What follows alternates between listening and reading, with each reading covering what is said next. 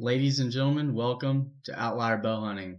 I'm going to get straight into it and tell you about where I'm at, what I did, and then tell you what you need to do the same thing.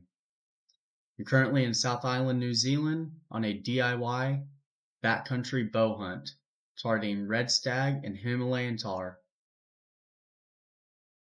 Just got out of the mountains after 8 days and some heavy snowfall the day before we went in of about 5 meters. We were flown in by helicopter and flown out by helicopter. Now, we seen a ton of red stag, ton of tahr. Came out with a wild hog. What you need in order to do the same thing, except come back with the red stag or a Himalayan tahr, is what I'm about to tell you. To come into New Zealand, you're going to have a passport. To go into any foreign country, you have to have a passport. New Zealand specific, you're going to need an nzeta. That is a visa waiver. Therefore, you do not have to have a visa when you come to New Zealand. All you need for that is a date you fly in, your arrival date, departure date, and a passport number. You can do that online. I will drop the link to that right here, and I'll put it in the video description. Next, for a rental car, you're going to need your driver's license. Plan that way in advance, get a little cheaper possibly. We did not need our international driver's licenses. However, it was nice to have just in case. Flights. So I booked my flights 6 to 7 months out, and the base price was $850. With all of the add-ons I included into it, it came out to $1,500 on the dot. So if you plan this trip out fast enough or with enough time, you can get a highly reduced price for flights. A place to stay when you're hunting. We did an Airbnb for 16 nights.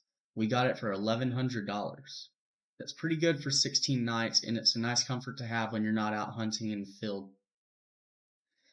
Now for hunting, a huge misconception of hunting New Zealand, bow or rifle, is that it is outrageously expensive. I will tell you now, if you come with a rifle, you can do this trip for $4,000 to $5,000, no guide needed, and you will be successful. If I had a rifle with me and my buddy had a rifle, we could have left with multiple stags, Himalayan tahr, and it would have been a very highly successful trip. But with bow, it's why we do bow hunting. It's challenging, and it is very humbling. Now, all you need to hunt in New Zealand is a Department of Conservation's form. It's a hunting permit, completely free to fill out. I will also drop that link right here.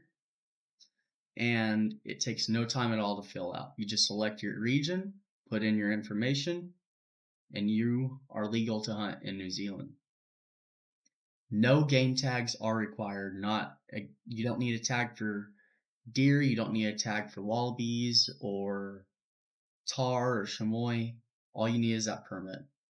Now, we chose to fly into our hunting area by helo. If you are coming to South Island, I highly recommend Healy Rural. They're amazing people, very generous, and will help you along every step of the way of your trip. For taxidermists, you're really competing with outfitters in New Zealand, so finding a taxidermy or a taxidermist that is not solely booked out by outfitters is your highest priority if you are to get a trophy.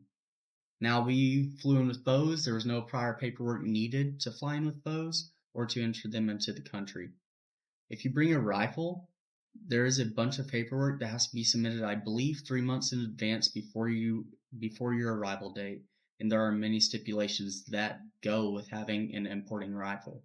If you don't want to import a rifle, you can do rental rifles, and a lot of people do that, and it's from the people I've spoke with, it's very cost efficient. So that is always an option. For our total trip, we came out to around $5,500. And after doing some number crunching and looking around, there are definitely ways we could have saved money. For the entire time we were hunting, we kept the Airbnb, so we could have knocked down the Airbnb price quite a bit, which came out to a total of $1,100. And we definitely could have knocked it down quite a bit. You don't have to fly in either. Many places out here are highly accessible by vehicle. Just in the location we went, we were close to a big glacial river, and it would have limited our access of getting across that river or up the river if we were in a vehicle. So we opted to fly in.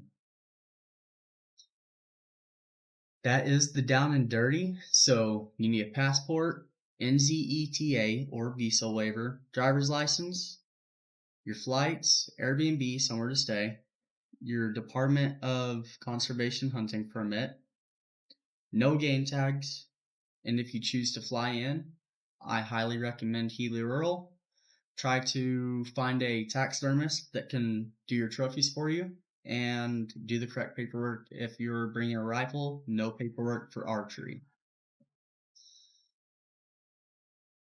That is all I have. I hope you enjoyed and I hope this was very informational. Thank you for watching and welcome to Outlier Bowhunting.